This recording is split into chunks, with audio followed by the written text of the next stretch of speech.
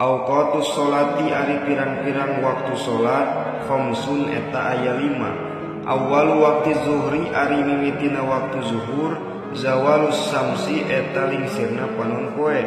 Wa akhiruhu sareng ari akhirna itu zuhur, masih ruzil syai'i eta jadina kalangkang hiji perkara, mislahu eta pantarana itu syekh.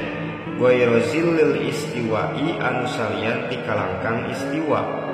Wa awwalu waqtil asri sareng ari mimitina waktu asar, iza soro eta di mana-mana jadi, naon zillu kulli syai'in kalangkang saban-saban perkara, mislahu eta pantarana itu se.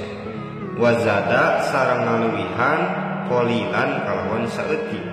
Wa akhiruhu sareng ari akhirna itu waktu asar, ghurubush syamsi eta surupna panon poe. Wa awwalu waqtil maghribi sareng ari mimitina